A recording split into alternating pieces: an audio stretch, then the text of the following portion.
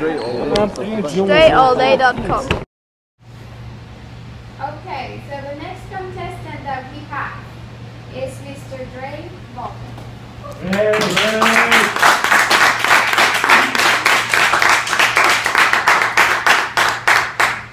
First of all, I gotta say I'm glad to be inside instead of out there. You know, when they say mosquitoes like black people, that's true. Let me take you back to my freshman year of college. As I first came to campus, this is at Penn State University. One of my main concerns was that, my only concern, was that I was able to balance athletics, being that I played a sport, and the academic coursework at the same time. So I wanted to make sure I signed up for a bunch of easy A courses my first semester, just so I could still be the minimum full-time student, which is 12 credit hours. For those who don't know, it's 3 credits per class, it's 4 classes.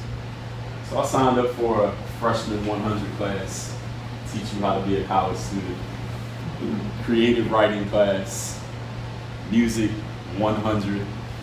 I needed one more class, and as I'm looking at the available classes, I saw a class that was called Human Sexuality and Its Modern Adaptations.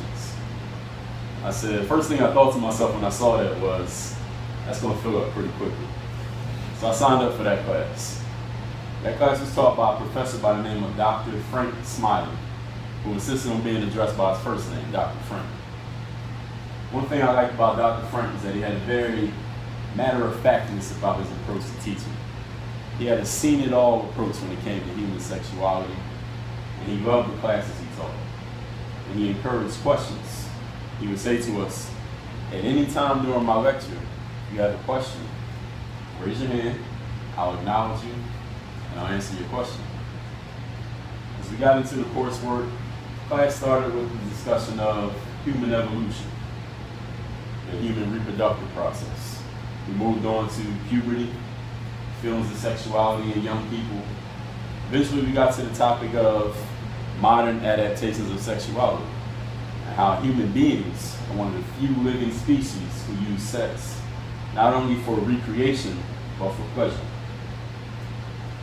Now, one Friday afternoon I was in this, in this class, and someone interrupted Dr. Frank to ask a question. We're in a 150-person lecture hall, and I'm sitting up in the front row. Usually when someone asked a question, I would never turn around to look at the person because I didn't know anyone in class. I would just listen for their question and then listen to Dr. Frank's answer. The most impressive thing about Dr. Frank was, no matter how silly the question, no matter how detailed or off the wall the question, he always had an answer.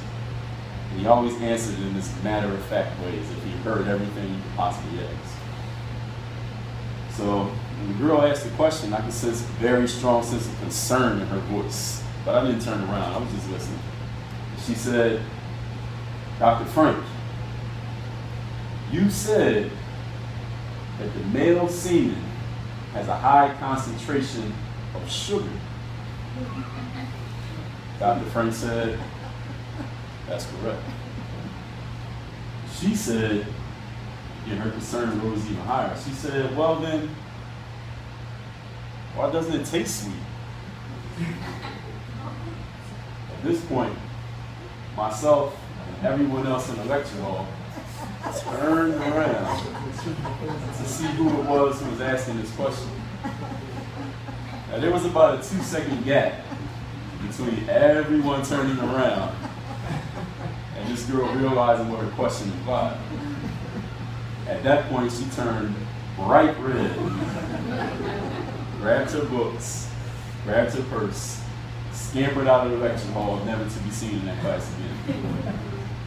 Now, as the door slammed shut behind her, Dr. Frank, true to his word, in his matter-of-fact way, answered her question.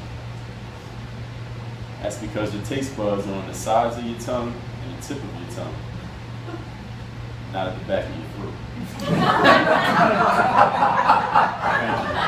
Thank you.